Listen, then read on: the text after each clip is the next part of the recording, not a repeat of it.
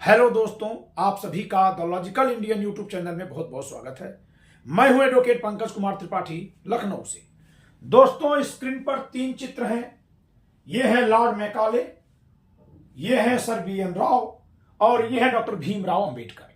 जहां Lord Macaulay IPC के draughtsman के नाते आईपीसी के फादर कहे जाते हैं, जनक कहे जाते हैं, वहीं सर BN राव और डॉक्टर भीमराव अंबेडकर, इन दोनों पर ही आजकल चर्चा बहुत जोरों पर है कि किसे भारत के संविधान का निर्माता कहा जा सकता है, किसे भारत के संविधान का निर्माता माना जाए।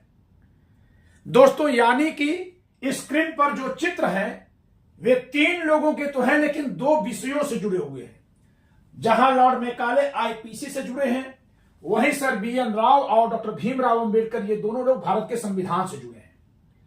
अब इस गंभीर विषय पर मैं चर्चा करने में कितना सक्षम हूं, इसे आप समझ सकें, इसलिए मैं अपनी 2 पुस्तकें आपको दिखा रहा हूं। यह मेरे द्वारा लिखी पुस्तक है भारत के संविधान पर, हिंदी और इंग्लिश दोनों में लिखी गई है। यह जरूर है कि इस समय इंग्लिश मीडियम में लिखी किताब का स्टॉक अवेलेबल नहीं है। हिंदी वाली पुस्तक उपलब्ध है, जिसे आप दिए गए नंबर पर संपर्क करके मंगवा सकते हैं। और यह है मेरे द्वारा आईपीसी यानी भारतीय दंड संहिता पर लिखी किताब। आईपीसी पर भी मैंने हिंदी और इंग्लिश दोनों में किताबें लिखी हैं। अब क्योंकि आईपीसी समाप्त हो चुकी है चलन से और इसकी जगह पर भारतीय न्याय संहिता अस्तित्व में आ चुकी है, इसलिए संभवतः यह दोनों किताबें इंग्लिश और हिंदी दोनों ही स्टॉक में न हो। मैं इसके अलावा और भी कई विषयों पर किताबें लिखा हूं कानून के, जबकि यहां केवल इसी पर बताना जरूरी था। यह भारतीय संविधान अधिनियम है, यह SC/ST एक्ट पर मेरे द्वारा लिखी किताब है, यह सिविल प्रोसीजर कोड पर मैंने किताब लिखी है, ऐसे ही criminal procedure code, law of evidence, सब पर मेरे द्वारा लिखी गई किताबें उपलब्ध हैं। लेकिन अभी मैं चर्चा कर रहा हूं आईपीसी बनाम संविधान के ड्राफ्टमैन को निर्धारित करने की, इसलिए आज के प्रयोजन के लिए यह बताना जरूरी था कि मैं जितनी पकड़ भारत के संविधान पर रखता हूं, उतनी ही पकड़ मेरी भारतीय दंड संहिता पर भी है। अब यह कम है या अधिक, यह तो समाज तय करेगा। तो चलिए हम शुरू करते हैं कि क्या सर BN राव को भारत के संविधान का निर्माता कहा जा सकता है। आजकल यह एक बात चल रही है कि सर BN राव को भारत के संविधान का निर्माता माना जाना चाहिए, जबकि अभी तक समाज में यह स्थापित रहा है कि भारत के संविधान का निर्माण डॉक्टर भीमराव अंबेडकर ने किया है। तो जब से BN राव जी का एक चैप्टर आया है तो 2 तरह की बातें आई। पहले तो बात यह आई कि सर BN राव कहां से आ गए, ये तो चपरासी थे। खैर, अब ये सब बातें खारिज हो चुकी हैं। हाँ, बहुत अफसोस के साथ कहूंगा कि इस तरह की शब्दावलियां कुछ प्रोफेसर्स ने प्रयोग में लाई हैं, जो निश्चित तौर से समाज के सामने क्षमा मांगने योग्य हैं, क्योंकि सर BN राव अंतर्राष्ट्रीय न्यायालय के न्यायाधीश बनाए गए हैं और भारत के पहले व्यक्ति हैं जो अंतर्राष्ट्रीय न्यायालय के न्यायाधीश बनाए गए थे। तो इनका योगदान भारत में हैदराबाद के विलय में है। UN में जाकर के इन्होंने भारत का पक्ष रखा था 1948 में। आप उसकी चर्चा भारत के संविधान सभा में भी सुन सकते हैं, पढ़ सकते हैं। मैं संविधान सभा की डिबेट में भी सुना सकता हूं आपको। लेकिन जो इन्हें संविधान निर्माता मानने से इनकार करने वाले लोग हैं, वे एक बहुत ढीला ढाला लेकिन लोक लुभावना तर्क दे रहे हैं, और वह तर्क जो कोई सुन रहा है वो सबको प्रभावित कर दे रहा है। बहुत बार ऐसी बातें कही जाती हैं जो बहुत जल्दी लोगों को अपील करती हैं, लेकिन वो सच्ची होती हैं कि कच्ची होती हैं, यह समझ पाना सबके बस की बात नहीं होती है। क्या तर्क दे रहे हैं, कैसे खंडन कर रहे हैं? वे बहुत ही साधारण भाषा में इस तरह से कह रहे हैं, शासन के 3 अंग होते हैं। विधायिका जो कानून बनाती है, कार्यपालिका जो उसे लागू करती है, और न्यायपालिका जो न्याय करती है। फिर वे लोग कह रहे हैं कि संविधान एक कानून है, तो संविधान को बनाने वाला आर्गन यानी अंग विधायिका, यानी वे कहते हैं कि संविधान सभा विधायिका और वही कानून बना सकती है, वही संविधान बना रही थी। फिर वे कहते हैं कि संविधान वही बना पाएगा जो संविधान सभा का सदस्य होगा। ये तो विधायिका के सदस्य ही नहीं थे, ये तो संविधान सभा में थे ही नहीं। फिर कहते हैं कि बताइए कहां से चुनाव लड़कर आए थे, ये तो ICS अफसर थे। ICS अफसर तो एग्जीक्यूटिव में होता है। अब ये कुछ इतने सरल तथ्य हैं और तर्क हैं कि आम लोगों को ये बहुत पसंद आ जा रहे हैं और उनको लग रहा है कि हाँ, ये बात तो सही है, ये तो संविधान सभा के सदस्य थे ही नहीं। लेकिन अभी मैं इस बात का उत्तर दूं, इससे पहले मैं इन्हीं तर्कों के आधार पर डॉक्टर भीमराव अंबेडकर के दावे पर जरा पड़ताल कर लूं। जो कोई इस आधार पर बीएन राव के संविधान निर्माता होने का खंडन कर रहा है कि क्योंकि ये संविधान सभा के सदस्य नहीं थे, तो वह क्या कहना चाह रहा है कि संविधान निर्माता होने के लिए जरूरी है कि संविधान सभा का सदस्य हो। तो क्या वह यह कह सकता है कि संविधान सभा के जितने सदस्य हैं सब निर्माता हैं? भाई इनको आप इसीलिए खारिज कर रहे हैं क्योंकि संविधान सभा के सदस्य नहीं है। तो फिर जिस तरह से ये संविधान सभा के सदस्य हैं, उस तरह से तो 298 और लोग भी सदस्य हैं। तो इस तर्क के आधार पर तो डॉक्टर अंबेडकर अकेले निर्माता हो ही नहीं सकते। फिर तो 299 सदस्य हैं और हर एक को निर्माता कहा जाना चाहिए। इसका मतलब है कि संविधान निर्माता कहलाने के लिए यह पर्याप्त नहीं है कि वह संविधान सभा का सदस्य है। यह एक खंडन हुआ। यानी ये जो तर्क दिया जा रहा है कि ये संविधान सभा के सदस्य नहीं थे और डॉक्टर अंबेडकर संविधान सभा के सदस्य थे और कानून का निर्माण, संविधान का निर्माण संविधान सभा में हुआ था, जिसके ये सदस्य ही नहीं थे और ये सदस्य थे, तो ये निर्माता हो सकते हैं, ये नहीं हो सकते हैं। वे तार्किक रूप से गलत हैं, इतने गलत हैं कि यदि उनके भाव को माना जाए तो फिर ये निर्माता नहीं है, और यदि उनकी बात को मान लिया जाए तो ये भी निर्माता नहीं है, क्योंकि फिर संविधान सभा के 299 सदस्यों में से किसी एक को ही संविधान निर्माण का श्रेय कैसे दे सकते हैं हम? यानी जो लोग ये तर्क दे रहे हैं वो दोनों को ही खारिज कर दे रहे हैं। अब दूसरी बात आती है कि ये आईसीएस अफसर हैं और आईसीएस अफसर जो है वो एग्जीक्यूटिव का पार्ट है। तो ऐसे लोगों को मैं एक सुझाव दूंगा कि वे जाएं और संविधान सभा के सदस्यों के बारे में जरा अध्ययन करें। संविधान सभा में कई ऐसे सदस्य हैं जो आईसीएस अफसर थे, जैसे हरि विष्णु कामत, एचबी कामत। जब गांव की इन्होंने आलोचना की थी, गांव के बारे में अपमानजनक टिप्पणी की थी, तो हरि विष्णु कामत, एचबी कामत बंबई से वो भी आते थे। उन्होंने इनकी बड़ी कठोर आलोचना की थी और सवाल यहां तक कर दिया था कि जिन लोगों ने आजादी की लड़ाई में भाग ही नहीं लिया है उन्हें हमको मसौदा समिति में नहीं लेना चाहिए था, हमने गलती कर दी। नहीं भूलिए मत, जल्दबाजी में मत आइए। एचबी कामत जी भले आईसीएस अफसर थे, वो भी न्यायाधीश रहे हैं, जिलाधीश रहे हैं, लेकिन सब कुछ छोड़कर वे आजादी की लड़ाई में आ गए थे। एचबी कामत जी के बारे में पढ़ लीजिएगा। यानी कि यह कहना कि जो आईसीएस अफसर एक बार हो गया वो हमेशा एग्जीक्यूटिव का ही पार्ट है, यह गलत है। दूसरी बात कि संविधान सभा में बीएन राव नहीं थे, यह कह देना भी गलत है। कोई आईसीएस है या किसी और डिग्री या पद पर है, इससे कोई मतलब नहीं है। उस कार्य के लिए क्या उसको जिम्मेदारी दी गई है? तो अगर आप देखेंगे तो जब संविधान सभा का गठन होता है कैबिनेट मिशन योजना के तहत, लॉर्ड वॉवेल जब संविधान सभा के चुनाव की घोषणा करते हैं, तो अभी तो संविधान सभा का चुनाव होना बाकी है, लेकिन उससे पहले ही संविधान का मौलिक ड्राफ्ट बनाने की जिम्मेदारी देते हुए सर बीएन राव को संविधान सभा का संवैधानिक सलाहकार नियुक्त कर देते हैं।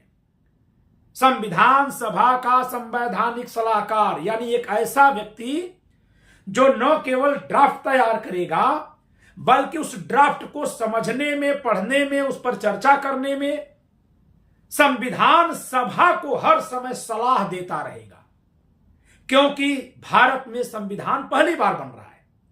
तो एक ऐसा व्यक्ति होना चाहिए जो पूरा फ्रेम तैयार करने में सक्षम हो।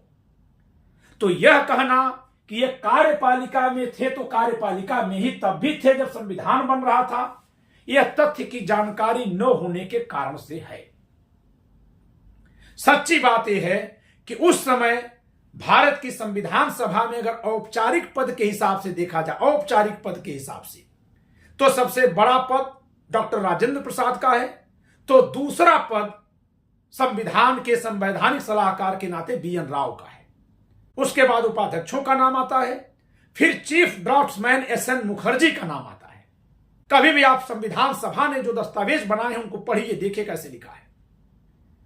लेकिन यह औपचारिक क्रम मैंने बताया। अगर आप अथॉरिटेटिव क्रम देखेंगे यानी प्राधिकार देखेंगे कि कौन है जो संविधान सभा में सबसे ज्यादा अपनी बात मनवा ले रहा है यानी संविधान सभा में बहुमत किसको है? तो 299 सदस्यीय संविधान सभा में 208 सदस्य कांग्रेस के थे। 208। हां, उसमें भीमराव अंबेडकर जी को गिना गया है कि नहीं मैं नहीं कह सकता अभी। 208 सदस्य संविधान सभा में कांग्रेस पार्टी के थे। 73 यानी 73 सदस्य जो हैं रियासतों के थे। तो 299 में से अब कितने बच रहे हैं यह बताने की जरूरत नहीं है, उतने ही शेष सभी पार्टियों के मिलाकर थे। तो बहुमत किसका था? पूरी तरह से वह कांग्रेस की संविधान सभा थी बहुमत के आधार पर। और कांग्रेस के कौन नेता थे उस समय? पंडित जवाहरलाल नेहरू और सरदार वल्लभ भाई पटेल। और इन दोनों नेताओं के पास जो प्राधिकार था वह इतना बखूबी तालमेल से इसका प्रयोग करते थे, इतना बखूबी कि आप उन दोनों को देखेंगे तो जैसे लगेगा किसी एक शरीर के दो पैर हैं जो बिना किसी गफलत के आगे पीछे चल लेते हैं। इस तरह से आपको दिखाई देगा। वो इस तरह से उन दोनों लोगों का आपसी समन्वय दिखाई देता है, सरदार पटेल और पंडित जवाहरलाल नेहरू का, कि जैसे अंधेरे में भी अगर कोई खाना खाएगा तो भले ही अंधेरे के कारण से आंखें न देख पाए और हाथ थाली के बाहर चला जाए, लेकिन कहीं मुंह के बाहर नहीं जाता है। मुंह और हाथ का इतना अच्छा संबंध है। सरदार पटेल और पंडित जवाहरलाल नेहरू को आप इसी रूप में पाएंगे। आप मसौदा समिति के बारे में टीटी कृष्णामाचारी का 1973 का लंबा चौड़ा इंटरव्यू है। आपको टीटी कृष्णामाचारी का 1973 का एक इंटरव्यू पढ़ना चाहिए, इंटरनेट पर उपलब्ध है। मैं इस वीडियो के डिस्क्रिप्शन में दे दूंगा। इंग्लिश मीडियम में इंटरव्यू है। वो बताते हैं कि मसौदा समिति कुछ नहीं करती थी। हर बात के लिए पंडित जवाहरलाल नेहरू और सरदार वल्लभ भाई पटेल के पास जाना होता था। दोनों के बात करने का, बात मनाने का, बात रखने के तरीके में बहुत अंतर था। जहां पंडित जवाहरलाल नेहरू अपनी बात एक आग्रह के साथ करते थे, किसी की भी सुझाव को पहले मान लेते थे फिर काटते थे, वहीं सरदार पटेल जी एकदम दो टूक बोलते थे और दो टूक उसको कर देते थे। इन दोनों ही नेताओं की एकदम अलग अलग विशेषताएं थी, फिर भी दोनों मिलकर काम करते थे और अद्भुत संयोग था दोनों का। तो अगर अथॉरिटी की बात करेंगे तो राजेंद्र प्रसाद को भी सभापति बनाने का काम इन्हीं दोनों ने अपने बहुमत से करवाया था। मसौदा समिति में इनके लेने का और इनको रखने का भी काम उन्हीं दोनों ने किया था। और पूरे संविधान के निर्माण में जैसा वह लोग चाहते थे वैसा ही संविधान बना। इसीलिए टीटी कृष्णामाचारी द्वारा संविधान सभा में दिए गए अंतिम भाषण, जो उन्होंने 25 नवंबर 1949 को दिया है, उसको यदि आप सुनेंगे और 26 नवंबर 1949 को जो डॉक्टर राजेंद्र प्रसाद ने भाषण दिया उसको पढ़ेंगे, तो दोनों के ही भाषण में पाएंगे कि संविधान के असली निर्माता पंडित जवाहरलाल नेहरू और सरदार वल्लभ भाई पटेल हैं। शेष कई लोगों ने भी कहा। यानी जो प्राधिकार की बात करें कि संसद या संविधान सभा किसके बहुमत से चल रही थी, तो उस बहुमत का नेता नायक यही दोनों नेता थे और दोनों मिलकर थे। इसके अलावा ये दोनों ड्राफ्टिंग में भी बहुत हद तक इन्वॉल्व थे। तो अगर प्राधिकार, स्वप्न, रूपरेखा और विचार की बात करें तो कुल मिलाकर तो फिर हम ये मानेंगे कि पंडित जवाहरलाल नेहरू और सरदार वल्लभ भाई पटेल ही संविधान के निर्माता हैं। कई सारे लोगों ने संविधान सभा में कहा है, कब? अंत में। लेकिन फिर भी ध्यान रहे कि जहां इनको मसौदा समिति में लेने का फैसला संविधान सभा ने किया, और संविधान सभा का मतलब पंडित जवाहरलाल नेहरू, सरदार वल्लभ भाई पटेल, ये लोग कर रहे हैं किसको किस कमेटी में लिया जाए। लेकिन सर BN राव को संविधान सभा का संवैधानिक सलाहकार बनाने का फैसला कांग्रेस ने या नेहरू जी ने या सरदार पटेल ने नहीं किया था। वह फैसला उसी सरकार ने किया था जिस सरकार ने संविधान सभा बनाने का फैसला किया था। वायसराय वेबल ने इनकी नियुक्ति की थी और ये किसी के प्रति अपनी नियुक्ति के बाद उत्तरदायी नहीं थे और संविधान सभा के सलाहकार थे। अब अगली बात पर आते हैं कि क्या ये संविधान सभा के सदस्य नहीं थे? जो लोग ये तर्क दे रहे हैं इसलिए इनको संविधान का निर्माता नहीं माना जा सकता। तो हम अब आते हैं लॉर्ड मैकाले पर। लॉर्ड मैकाले आईपीसी के निर्माता कहे जाते हैं निस्संदेह। क्या लॉर्ड मैकाले भारत के संसद के सदस्य थे? क्या ये उस संसद में थे जिसने आईपीसी पास किया, पारित किया? जरा इस तथ्य को जांच लेते हैं, फिर बहुत कुछ समझ में आ जाएगा। आईपीसी कब बनी है? 6 अक्टूबर 1860 को 6 अक्टूबर 1860 को, और इनकी मृत्यु हो गई है 1859 में, 1859 में। आप कहेंगे हां तो क्या हुआ, उसके पहले सदस्य रहे होंगे। आ रहा होगा दिमाग में ना, ठहरिए, थोड़ा ठहरिए। 1860 में भारत की उस समय की सेंट्रल लेजिस्लेटिव असेंबली, केंद्रीय विधान सभा ने आईपीसी को पारित किया, और 1859 में इनका लंदन में निधन हुआ है। तो ये भारत से लंदन कब गए थे? 1838 में, 1838 में लंदन चले गए थे। 1838 में तो भारत में सेंट्रल लेजिस्लेटिव असेंबली थी ही नहीं, यानी जब भारत में संसद बनी ही नहीं थी तभी ये भारत छोड़ के चले गए थे।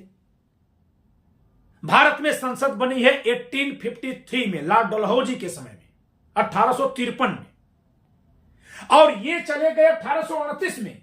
फिर भी ये फादर ऑफ आईपीसी क्यों है? क्योंकि इन्होंने ही ड्राफ्ट तैयार किया था। और ड्राफ्ट कब तैयार किया?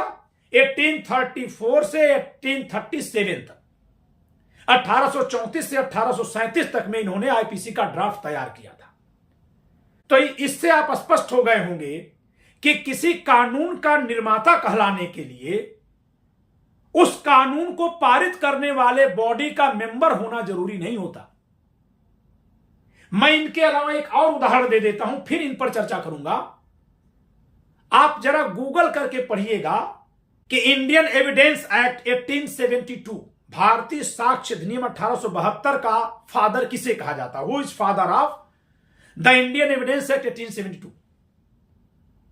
आपको आंसर में आएगा सर जेम्स स्टीफेन। फिर आप देखिएगा कि क्या वो पार्लियामेंट के मेंबर थे? आपको उत्तर मिलेगा नहीं।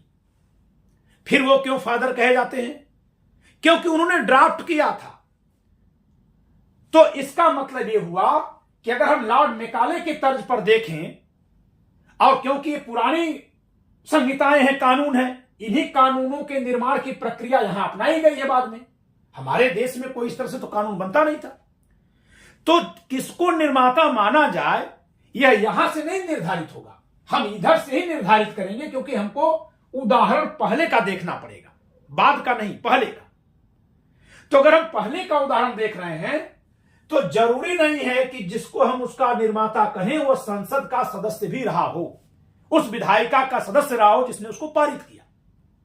तो जरूरी क्या है? उसने उसको ड्राफ्ट किया हो, उसको लिखने में भाग लिया हो। अब जब हम इस पर आते हैं तो जहां इन्होंने 4 सदस्यों की एक कमेटी, जिसको हम फर्स्ट लॉ कमीशन कहते हैं, जो 1834 में गठित हुआ था, 1834 में, उसके 4 सदस्यों में से एक थे और उसके अध्यक्ष थे। वहीं ये अकेले ही संविधान सभा के सलाहकार थे। ये किसी कमेटी के हेड नहीं थे, ये सिंगल अकेले ही अपने पद पर थे और उसी पद के नाते इन्होंने काम किया। तो अगर इस आधार पर देखें तो इनकी तुलना में इन्होंने ज्यादा काम किया, क्योंकि ये 4 लोगों में से एक बनकर काम कर रहे हैं। जैसे ये ड्राफ्टिंग कमेटी में 7 लोगों में एक है, लेकिन ये जिस पद पर रहकर काम किए वहां अकेले ही रहकर इन्होंने काम किया। हां, अभी अलग बात है कि इनको भी एच एन मुखर्जी ड्राफ्टमैन की सहायता मिल रही थी। वो जब ये आएंगे तब भी मिलेगी और आखिरी तक मिलेगी। एच एन मुखर्जी अत्यंत विद्वान आदमी थे, उनकी ड्राफ्टिंग का आर्ट बहुत अच्छा था। अब सवाल बनता है कि तो फिर लॉर्ड मैकाले ने जो लिख दिया वही पास हो गया होगा, यहां तो इन्होंने जो लिखा वो यहां जाके बदल गया। जी नहीं, इन्होंने जो लिखा था, फर्स्ट लॉ कमीशन के चेयरपर्सन थे। फिर जब सेकेंड लॉ कमीशन बना 1853 में, तो इनके द्वारा जो ड्राफ्ट 1837 में यहां के वायसराय को दिया गया था, उसको फिर से सेकेंड लॉ कमीशन ने रिवाइज किया। आप कहेंगे ठीक है, उसके बाद पास हो गया होगा। जी नहीं, उसके बाद 1857 का रिवोल्ट हो गया, 1857 की क्रांति हो गई, सब कुछ छिन्न भिन्न हो गया। हां तो ठीक है, क्रांति के बाद पारित हो गया होगा। जी नहीं, क्रांति के बाद अब शासन किसके हाथ में गया? विक्टोरिया के हाथ में। कंपनी का शासन खत्म हो गया और ये जो ड्राफ्ट इन्होंने बनाकर दिया था, जिसका एक बार रिवीजन भी हो चुका था, वह फिर से रिवीजन के लिए दिया गया था सर जेम्स बर्नेस पीकॉक को। सर जेम्स बर्नेस पीकॉक वह विद्वान थे जो आगे चल करके कलकत्ता हाई कोर्ट के पहले मुख्य न्यायाधीश के रूप में नियुक्त किए गए। उन्होंने उस ड्राफ्ट को रिवाइज किया। आप कहेंगे हाँ ठीक है, इन्होंने बनाया, उसका सेकेंड लॉ कमीशन ने रिवीजन किया, फिर इसके बाद सर जेम्स पीकॉक ने रिवीजन किया, लेकिन कुछ किया नहीं होगा, ज्यों का त्यों कर दिया होगा। लेकिन यहां तो जब इनका ये किए तो बहुत बदल दिए। ऐसा नहीं है।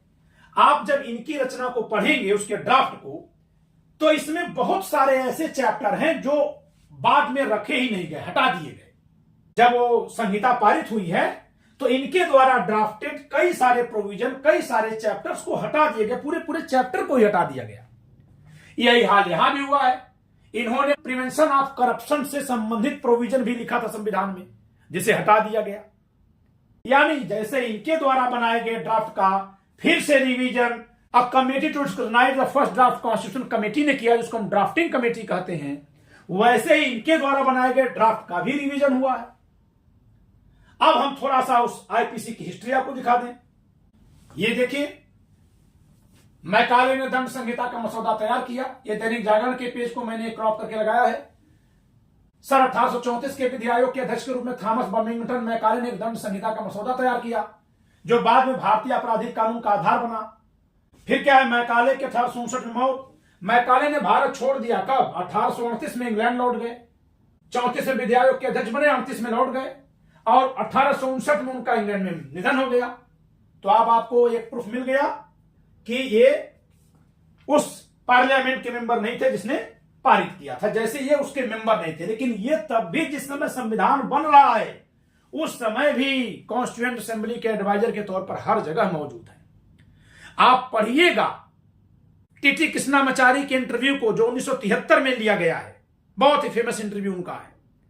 उसमें वो बोलते हैं कि जब कभी कोई जरूरत पड़ती थी तो लोग बीएन राव के पास जाते थे। बीएन राव, सरदार पटेल, पंडित जवाहरलाल नेहरू, इन तीन लोगों के बीच में लोग घूमते थे। तो अब इसका मतलब यह हुआ कि सर बीएन राव ने ड्राफ्ट तैयार किया, वैसे ही जैसे लॉर्ड मैकाले ने तैयार किया। लॉर्ड मैकाले पूरे भारत की यात्रा पर गए थे, तो बीएन राव दुनिया की यात्रा पर गए थे, क्योंकि जैसे आईपीसी के प्रोविजन के लिए, भारत के अपराधों को समझने के लिए भारत को घूमना जरूरी था, वैसे ही भारत के संविधान का ड्राफ्ट तैयार करने के लिए दुनिया के अन्य संविधानों को समझना जरूरी था। तो जैसे ये भारत में घूमे, ये भारत के बाहर घूमे। आप इस चित्र को देखिए, इसमें पंडित जवाहरलाल नेहरू हैं और ये सर बीएन राव हैं। तो जो लोग कहते हैं कि पानी पिलाते थे, चपरासी थे, उनको अपने आप पर शर्मिंदा होना चाहिए। अब वे नहीं होंगे तो खैर उनकी अपनी नीयत, लेकिन भारत के संविधान निर्माण में काम करने वाले व्यक्ति को महज जातिवादी नफरत के कारण से चपरासी कहना, पानी पिलाने वाला कहना, यह कितना ही अपमानजनक और अशोभनीय है। और यह भी दर्शाता है कि ऐसे लोग संविधान को सिर्फ अपनी जाति के लिए एक किताब समझते होंगे।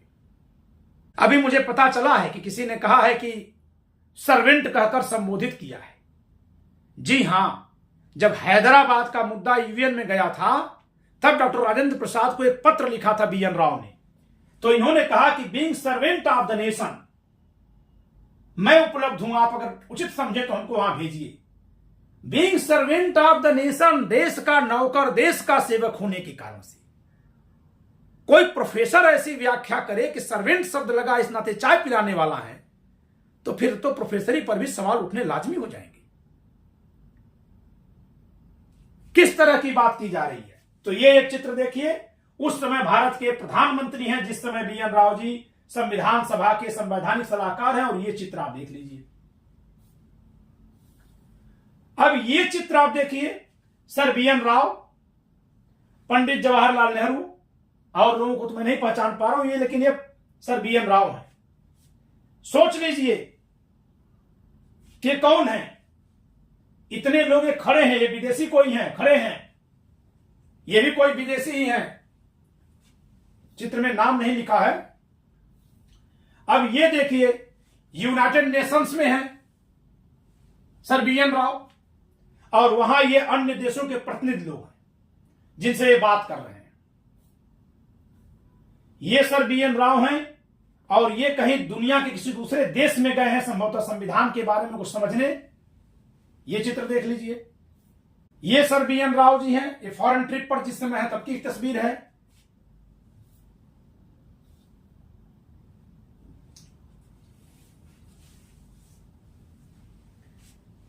और ये देखिए, जिस दिन सर बी.एन. राव का निधन हुआ है, 30 नवंबर 1953 को आपका निधन हुआ था। 1 दिसंबर 1953 को इंडियन एक्सप्रेस ने इनके बारे में जो खबर छापी है, उसमें क्या लिखा है? Architect of constitution. ये देखिए क्या लिखा है, आर्किटेक्ट ऑफ कॉन्स्टिट्यूशन, संविधान के निर्माता, संविधान के शिल्पकार। जो लोग कह रहे हैं कि उनको पता ही नहीं है ये कहां से आ गए, तो वे लोग अपनी जानकारी के अभाव से यह न कह दे कि कोई दूसरा है नहीं। जैसे हम में से किसी को भी शनि यानी सैटर्न, जुपिटर ये नंगी आंख से नहीं दिखाई देते, तो क्या इसका मतलब यह मान लिया जाए कि जुपिटर, यूरेनस, नेपच्यून, सैटर्न ये प्लैनेट ही नहीं है? मान लिया जाए कि हमारे पास क्षमता नहीं है देख पाने की, और हमने जिन्होंने देखा उनसे ज्ञान नहीं लिया। तो अपनी अज्ञानता को इस रूप में पेश करके, बखान करके बात करना कि वो तब वो है ही नहीं क्योंकि मैं नहीं जान रहा हूं, यह किस दर्जे की बुद्धिमानी है दोस्तों, यह आप मूल्यांकित करिएगा। ये देखिए, ये यूएन में है क्योंकि ये इंडिया लिखा हुआ है, संयुक्त राष्ट्र संघ में है। ये जिन दो लोगों का चित्र है, आप इनके बारे में जान लीजिए। ये आपके सर बी.एन. राव हैं और ये वॉरेन ऑस्टिन है। Sir Benegal Narasimha Rao of India is pictured here with Warren Austin, US chief delegate to the United Nations. संयुक्त राष्ट्र संघ में ये अमेरिका के प्रतिनिधि हैं और ये भारत के प्रतिनिधि हैं। देखिए इस किताब में लिखा हुआ है, a visit to USA, Canada, Ireland, Britain.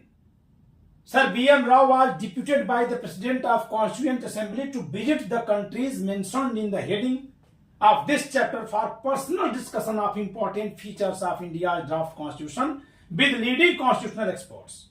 आप देखिए, between October and December 1947, I visited the USA, Canada, Ireland and England for personal discussion with the leading constitutional expert of these countries. देख लीजिए, तो जैसे लॉर्ड मैकाले भारत में घूमे हैं, वैसे ही सर बी.एन. राव दुनिया के देशों में घूमे हैं।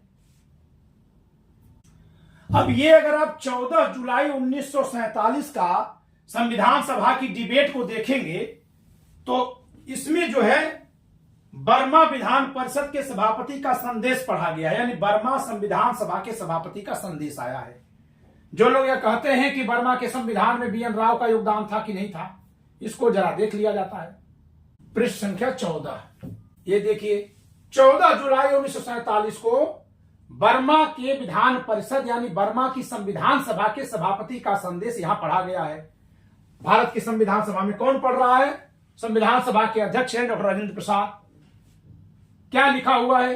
अपनी तथा विधान परिषद की ओर से मैं आपके हितकारी तथा सद्भाव युक्त प्रिय संदेश के लिए आपको हार्दिक धन्यवाद देता हूं। बर्मा संविधान सभा के अध्यक्ष की ओर से पत्र आया है। हमारी विधान परिषद यानी हमारी संविधान सभा तथा हमारे देश ने आपके संदेश का बहुत ही सम्मान किया है। आपके तथा भारतीय विधान परिषद के द्वारा हमारे विचार विमर्श के प्रारंभ करते ही इस प्रकार के शुभ संवाद और शुभकामनाएं स्वतंत्र और संयुक्त बर्मा के विधान निर्माण कार्य में हमारे लिए प्रेरणा तथा उत्साह का स्रोत होंगी। मैं आपको यह विश्वास दिला सकता हूं कि आपके देश से अत्यंत हार्दिक और मैत्रीपूर्ण संबंध बनाए रखना और विश्व शांति तथा सुख के लिए यथासंभव हर प्रकार की सहायता प्रदान करना स्वतंत्र बर्मा अपना प्रमुख कर्तव्य तथा विशेष सम्मान समझता है। अब यहीं पर जरा देखिए धन्यवाद किसको देते हैं। क्या मैं इस अवसर पर आपको तथा सर बी.एन. राव को उन सब कृपापूर्ण उपकारों तथा सहायताओं के लिए जो कि हमारे वैधानिक सलाहकार के नई दिल्ली में ठहरने के अल्पकाल में प्रदान की गई थी और आपके प्रकाशन की मुफ्त भेंट के लिए, कौन सा प्रकाशन है? वही जो फर्स्ट ड्राफ्ट कॉन्स्टिट्यूशन तैयार हो रहा था, उसके पहले जितना कुछ सर बी.एन. राव ने तैयार किया था वो सब दिया गया उन लोगों को। क्योंकि जो फर्स्ट ड्राफ्ट कॉन्स्टिट्यूशन वो फॉर्मली तो तैयार होगा अक्टूबर 47 में, लेकिन जितना उन्होंने बनाया था उतना वो दे दिया, उतने पर ही उन लोगों ने अगले 15 दिन के भीतर अपना संविधान बना करके पारित कर दिया, जो कि हमारे कार्य में बहुत ही लाभदायक सिद्ध हो रही है। धन्यवाद देने के लिए उठा सकता हूं। ये देखिए बी.एन. राव के बारे में लिखा हुआ है यहां पर कि बी.एन. राव ने बर्मा के संविधान बनवाने में काम किया था। और ये कब का है मैं फिर से दिखा दूं आपको, 14 जुलाई 1947 को ये तब उनको सम्मान दिया जा रहा है बर्मा के संविधान बनाने में, जब भारत के संविधान में जिसको आप ड्राफ्टिंग कमेटी के नाम से जानते हैं, जो गलत नाम है उसका, वह बोलने में पड़ गया। वो अभी वो गठित ही नहीं हुई है, अभी उसका दूर दूर तक कोई ख्याल नहीं है 14 जुलाई सन 47 कि उसमें कौन कौन लोग होंगे। कमेटी तो बननी थी, तो पहले से तय था प्रारूप में। अब हम आपको दिखाते हैं कि मसौदा समिति का नाम क्या था, जिससे कि हम यह कह सकें कि मसौदा समिति ने क्या काम किया होगा। यह है 29 अगस्त 1947 के संविधान सभा की डिबेट, और इसमें विधान मसविदे की जांच कमेटी, नाम क्या है, विधान मसविदे की जांच कमेटी। इसका नाम क्या है, विधान मसविदे की जांच कमेटी। ये आपको हेडिंग में देखिए मिल रहा है, न कि इसका नाम है मसविदा कमेटी। ये मसविदा कमेटी शॉर्ट फॉर्म में बोलने में हो गया, तो ये विधान मसविदे की जांच कमेटी है। आप इसका नाम यहां अंदर भी देख सकते हैं, 29 अगस्त सन 1947 ईस्वी को विधान मसविदे की जांच कमेटी। देखिए, यह सरकारी दस्तावेज है संविधान सभा का। श्री सत्यनारायण सिन्हा जो है प्रस्ताव रखते हैं, श्रीमान जी मैं प्रस्ताव रखता हूं कि यह परिषद निश्चय करती है कि परिषद के कार्यालय में परिषद में किए गए निर्णयों के आधार पर तैयार किए गए भारत के विधान के मसविदे की जांच करने तथा उसमें आवश्यक संशोधनों का सुझाव रखने के लिए इन लोगों से एक समिति नियुक्त की जाए। बताइए दोस्तों, ये मसविदा बनाने वाली कमेटी है कि मसविदे की जांच करने वाली कमेटी है? कैसे आप इस कमेटी के किसी भी मेंबर को तो छोड़िए, सारी कमेटी को मिलाकर भी आप संविधान निर्माता का श्रेय नहीं दे सकते। और अब चलिए मैं बताता हूं कि इसमें डॉक्टर अंबेडकर को क्यों लिया गया, जरा उस पर ध्यान दे दीजिए। आपको मैं बता दूं दोस्तों कि कोई भी कमेटी आप देखिएगा संविधान सभा की, हर एक कमेटी में हर वर्ग के लोगों का प्रतिनिधित्व सुनिश्चित किया गया है। एक कमेटी जो केंद्र राज्य संबंधों पर थी, उसमें नहीं रखा गया था, कम लोगों को रखा गया था, तो उस पर आदिवासी नेता जयपाल सिंह जी ने सवाल उठा दिया था कि इसमें क्यों नहीं आदिवासी को या अनुसूचित जाति के व्यक्ति को होना चाहिए। तो बहुत समझाना पड़ा था कि इस कमेटी में ऐसा कुछ नहीं है जिसमें जनता के प्रतिनिधित्व की जरूरत हो, यह विशेष मुद्दे हैं और उस तरह के लोग हैं, इसलिए कोई ऐसी दिक्कत नहीं है। लेकिन हर कमेटी में यह बात देखी गई है कि हर तरह के क्षेत्र से लोग हैं। जैसे आप जानते हैं कि इस कमेटी में जो डीपी खेतान थे, ये किसका प्रतिनिधित्व करते थे, क्या आप जानते हैं? क्या आपको पता है कि सर बीएल मित्तर किसका रिप्रेजेंटेशन कर रहे थे? मैं बताता हूं, डीपी खेतान जी बिजनेसमैन का रिप्रेजेंटेशन करते थे। संविधान सभा में बिजनेसमैन के लिए भी अलग से सीटें थीं। बिजनेसमैन का मतलब कोई एक मैन नहीं। जिस समय संविधान सभा बनी उस समय जो भारत में निर्वाचन प्रणाली थी, उसमें बिजनेस क्लास भी अपने लिए सीट पाता था। एंग्लो इंडियन पाते थे, पारसी, सिख, मुस्लिम, भारतीय ईसाई, और वही डॉक्टर भीमराव अंबेडकर जो मांग कर रहे थे अगर मान ली गई होती तो अछूत, और सामान्य, सामान्य का मतलब हिंदू, जिसमें सवर्ण यानी आज के जनरल और आज के ओबीसी, ये सब लोग जनरल में थे।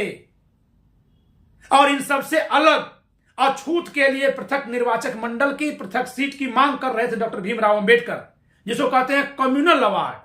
यानी doctor Bhimrao Ambedkar communal basis पर सीटें मांग रहे थे अपने लिए, जिसको अंग्रेजों ने दे भी दिया था। वह तो महात्मा गांधी ने आमरण अनशन कर लिया और कहा कि हिंदुओं के बीच में हम इस तरह का विभाजन नहीं स्वीकार करेंगे, चाहे भले हमें मर जाना पड़े। इसके चलते पूना पैक्ट हुआ, जिसमें जहां अंग्रेज अछूत जातियों के लिए 78 सीटें दिए थे, 78, वहीं महात्मा गांधी ने 151 सीटें दे करके उनको अपने साथ जोड़े रखा। बड़े अफसोस के साथ कहना पड़ेगा कि डॉक्टर अंबेडकर ने हिंदुओं में विभाजन के लिए कम्युनल फार्मूला चुना। भले ही गांधी जी के अनशन से वह फार्मूला उनका फेल हो गया, लेकिन डॉक्टर अंबेडकर ने अपने भाषणों में गांधी जी को उसके लिए इतना दोषी ठहराया कि आज गांधी जी के विचार उनके समाज में, किनके समाज में, डॉक्टर भीमराव अंबेडकर को मानने वाले समाज में मर चुके हैं। यानी मैं कह सकता हूं कि किसी एक अलग विचारधारा के व्यक्ति ने गांधी जी के शरीर की हत्या की, लेकिन डॉक्टर अंबेडकर ने अपने भाषणों से अपने को मानने वाले लोगों में महात्मा गांधी के विचारों की हत्या कर दी। फिर भी अभी चलते हैं यहां तो ये जो आपको दिख रहे हैं सर BL मित्तर, ये रियासतों के प्रतिनिधि हैं, रियासतों के। इन्हीं के जगह पर रखे जाएंगे माधव राव जी, जो मैसूर राज के दीवान रहेंगे। और ये बहुत काम किए हैं, माधव राव जी ड्राफ्टिंग में बहुत काम किए हैं। और DP खेतान जो बिजनेसमैन थे, इनकी मृत्यु होने पर इन्हीं के जगह पर रखे जाएंगे TT कृष्णामाचारी। वो भी बंगाल के बहुत बड़े क्या थे, बिजनेसमैन थे, लेकिन उनकी बहुत गहरी रुचि थी किसमें, कानून और संविधान को पढ़ने में। 1928 में जब पहली बार नेहरू रिपोर्ट बनी थी, तभी से वो अपना बिजनेस छोड़ करके कानूनों का अध्ययन करने लगे थे। तो आप ये नहीं कह सकते कि जो डिग्री लिया है वही कानून को जानता है। बिना डिग्री लिए भी लोग ज्ञान अर्जित कर लेते हैं। तो TT कृष्णामाचारी जी बिजनेसमैन के प्रतिनिधि थे। पहले जहां DP खेतान थे उनकी जगह लिए थे। सर BL मित्तर जो हैं वो रियासतों के प्रतिनिधि थे, जिनकी जगह उनके बाद माधव राव ने लिया है। सैयद मोहम्मद सादुल्ला मुसलमानों के प्रतिनिधि हैं। और डॉक्टर BR अम्बेडकर अनुसूचित जाति के प्रतिनिधि हैं, अछूत वर्ग के। और यह मान लिया जाता था कि SC या ST में से कोई एक है तो दोनों का रिप्रेजेंटेशन हो गया। तो इनको इसलिए लिया गया था क्योंकि इस समिति में शेड्यूल कास्ट का भी एक मेंबर होना जरूरी था, इसलिए लिया गया है। अन्यथा अगर हम संविधान के विद्वानों की बात कर दें तो खुद BR अम्बेडकर ने कहा है कि अल्लादी कृष्णा स्वामी अय्यर और माननीय N गोपालास्वामी अयंगर यह मुझसे अधिक विद्वान हैं। जिस सभा में मुझे लिया गया है उस सभा के सदस्यों में स्वयं कहते हैं। आप देखिए मसौदा समिति के कार्यप्रणाली को। और इसके अलावा आपको एक बात और बता दूं दोस्तों कि BR अम्बेडकर को जो अध्यक्ष चुना गया है, तो ये जो कमेटी है, अब ये कमेटी ही अध्यक्ष चुनती है, ये अध्यक्ष संविधान सभा नहीं चुनती है। तो जब ये लोग अगले दिन बैठे हैं, प्राय मंत्रियों को अध्यक्ष चुना जाता था। यहां 2 मंत्री हैं, माननीय गोपालास्वामी अयंगर, माननीय डॉक्टर BR अम्बेडकर। तो किसी भी समिति में जिसमें मंत्री भी हुआ करते थे सरकार के, प्राय मंत्रियों को ही अध्यक्ष चुना गया है। जैसे जो सबसे बड़ी कमेटी थी एडवाइजरी कमेटी 72 सदस्यों की, जिसमें 50 का चुनाव हुआ था और 22 नामांकित थे, उस कमेटी के अध्यक्ष थे सरदार वल्लभ भाई पटेल जी। मूल अधिकार समिति के अध्यक्ष थे सरदार वल्लभ भाई पटेल जी। तो आप ये नहीं कह सकते कि क्योंकि ये इस कमेटी में थे, कमेटी के अध्यक्ष थे, इसलिए इन्होंने संविधान निर्माण में कोई अतिरिक्त कार्य किया। हाँ, संविधान निर्माण का जो संविधान का ड्राफ्ट है उसकी ओर से ड्राफ्ट का पक्ष रखने का कार्य किया गया है। किसके द्वारा? डॉक्टर भीमराव अंबेडकर द्वारा, श्री KM मुंशी द्वारा। और डॉक्टर अंबेडकर जब तक यह जिम्मेदारी नहीं संभाले थे तब तक सरदार वल्लभ भाई पटेल द्वारा, सत्यनारायण B सिन्हा द्वारा या और तमाम लोग हैं। तो इस तरह से आपको मैं स्पष्ट कर दिया कि ये जो ड्राफ्टिंग कमेटी है वास्तव में ड्राफ्टिंग कमेटी नहीं है, बल्कि ये विधान मसौदे की जांच कमेटी है। तो अब आप बताइए दोस्तों कि वैसे तो इनके भी ड्राफ्ट की जांच हुई थी, तो क्या इनको हम आर्किटेक्ट ऑफ IPC नहीं कहेंगे इस नाते, क्योंकि जांच हो गई थी? जांच तो की जाएगी ना, कोई उपन्यास नहीं लिखा जा रहा है कि घर में लिखा जा रहा है। और अब अगली बात, जब हम डॉक्टर भीमराव अंबेडकर के भाषणों को सुनते हैं तो बहुत बार यह समर्थता जताते हैं कि मसौदा समिति को इसके आगे लिखने की अनुमति नहीं थी। बहुत बार समर्थता जताए हैं। इसका मतलब है कि ये जो चाहते थे वो नहीं लिखे हैं। और बहुत कुछ ऐसा लिखा है कि जब उस पर सवाल हुआ है तो डॉक्टर अंबेडकर कहते हैं कि मसौदा समिति संविधान के ड्राफ्ट में बदलाव नहीं कर सकती, जो विधान परिषद ने यानी कि संविधान सभा ने पहले से तैयार किया था, हमको उसी के अनुसार चलना है। जबकि डॉक्टर अंबेडकर की यह बात सच नहीं है। इस पर आपत्ति हुई थी कि ड्राफ्टिंग कमेटी जिसको हम कहते हैं वो एक कमेटी भर है, तो वो कैसे अपने मन से ड्राफ्ट में बदलाव कर सकती है। लेकिन यही हो रहा था संविधान सभा में। इस पर घोर आपत्ति की गई। आप 5 नवंबर 1948 का भाषण सुनिए, 4 नवंबर 1948 की बहस देखिए। तमाम सदस्यों ने आपत्ति की है कि ड्राफ्टिंग कमेटी को कहां से अथॉरिटी है कि यह कुछ प्रावधानों को बदल दे। खासकर केंद्र राज्य संबंधों वाले प्रावधानों को बदला गया था। मूल अधिकार बिल्कुल नहीं, नीति तत्व तो बिल्कुल नहीं, वयस्क मताधिकार बिल्कुल नहीं, सब पहले से तय था। तो बदला क्या गया था जिस पर हो हल्ला था? केंद्र और राज्यों के संबंधों वाले प्रावधान। देश के विभाजन से पहले जो प्रस्ताव पारित हुआ था संविधान सभा में, उसमें राज्यों को ज्यादा पावर देने की बात पंडित जवाहरलाल नेहरू ने की थी। लेकिन विभाजन होते ही सशक्त केंद्र की बात दिमाग में इन लोगों के आई, उस पर संविधान सभा में चर्चा नहीं की गई। उसी के लिए तो ड्राफ्टिंग कमेटी का खेल हुआ, एक तरह से देखा जाए तो ड्राफ्टिंग कमेटी के जरिए वो सब बातें डलवा दी गई। किसी भी कमेटी को यह हक नहीं था कि वो ड्राफ्ट में छेड़छाड़ करे, ड्राफ्टिंग कमेटी को भी नहीं था। लेकिन ड्राफ्टिंग कमेटी के गठित होने के बाद एक दिन, एक दिवसीय केवल कार्यक्रम रखा गया था, एक दिन का कार्यक्रम रखा गया था संविधान सभा का, और उसमें ही एक प्रस्ताव ला दिया गया कि आवश्यकता पड़ने पर ड्राफ्टिंग कमेटी कुछ बदलाव भी कर सकती है। तो ड्राफ्टिंग कमेटी ने जो बदलाव किया था ड्राफ्ट में, वो दो तरह का किया है। जो डॉक्टर भीमराव अंबेडकर के अपने निजी विचार हैं उनको इन्होंने साइड में लिखा है, लेकिन जो कमेटी के द्वारा बदलाव है उसको लिखते समय जो मूल ड्राफ्ट था उसके प्रोविजन को हटाकर रख दिया गया है।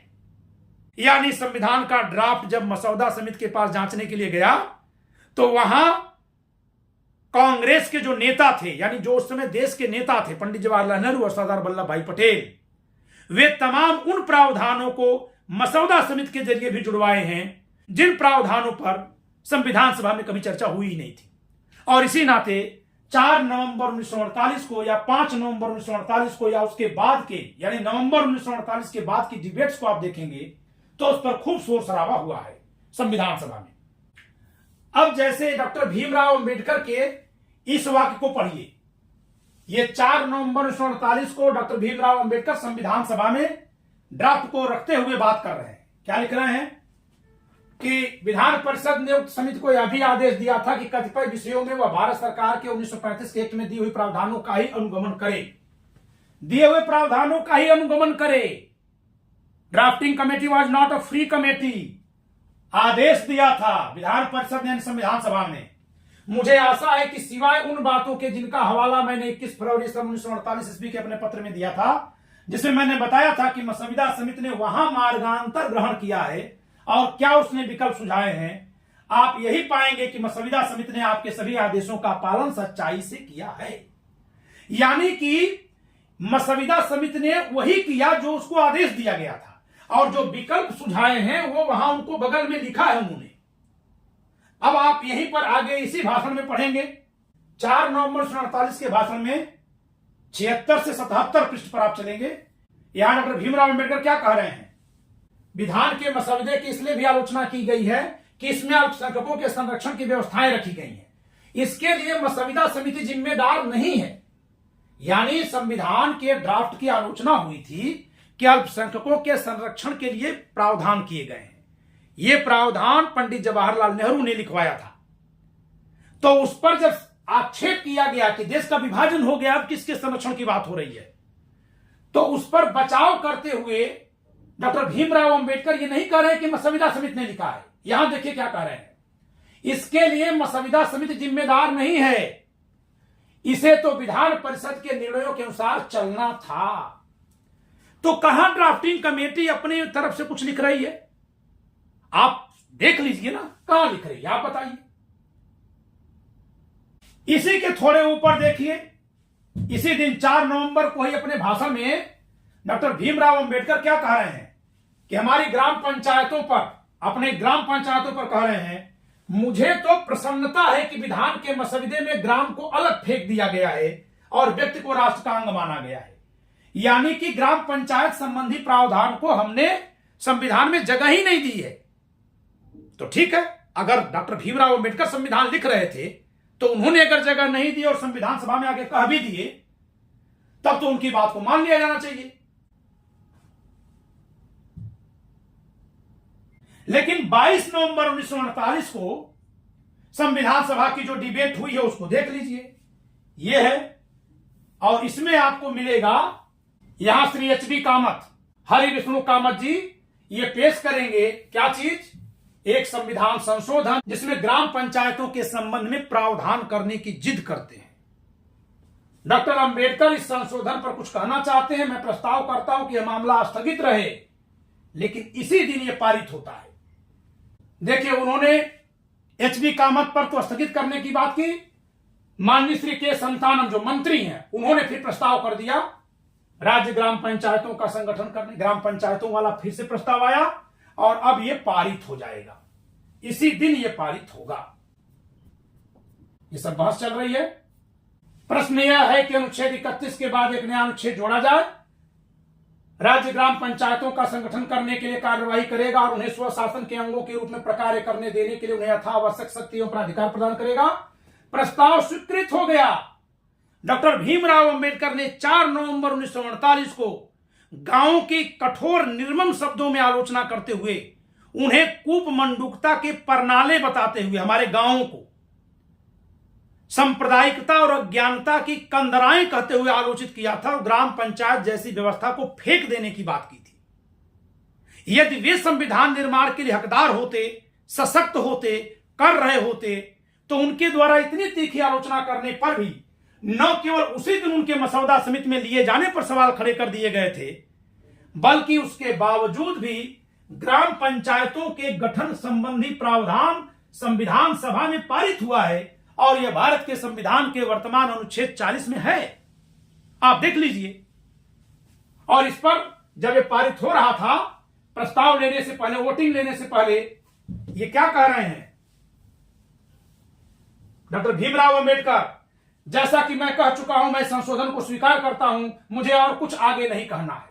ये मुझे कुछ और आगे नहीं कहना है यही दर्शा रहा है डॉक्टर भीमराव अंबेडकर अपने मन से कुछ नहीं लिख पा रहे थे, बल्कि जो चाहते थे वो नहीं लिख पाए और जो नहीं चाहते थे वह भी उनको संविधान सभा में लिखना पड़ा है।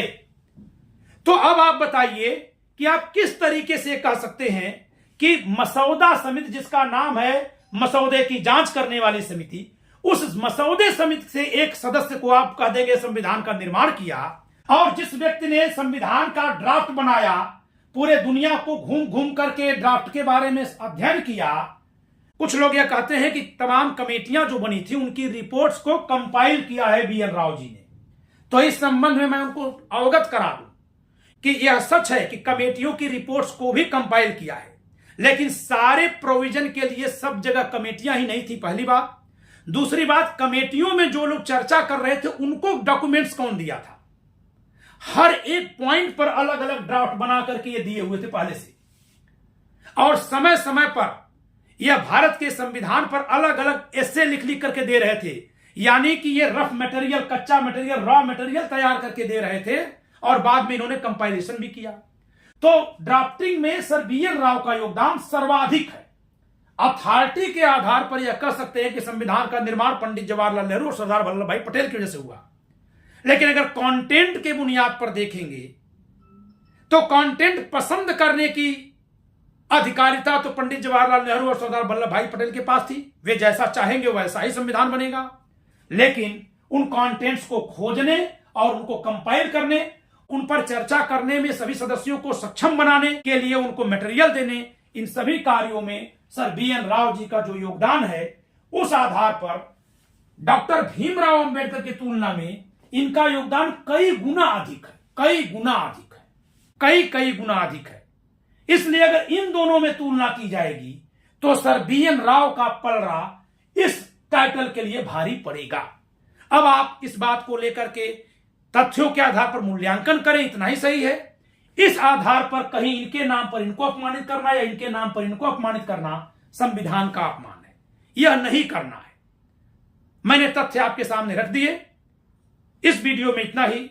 वीडियो लाइक करिएगा, शेयर करिएगा, चैनल सब्सक्राइब न किया सब्सक्राइब करिएगा। जय संविधान।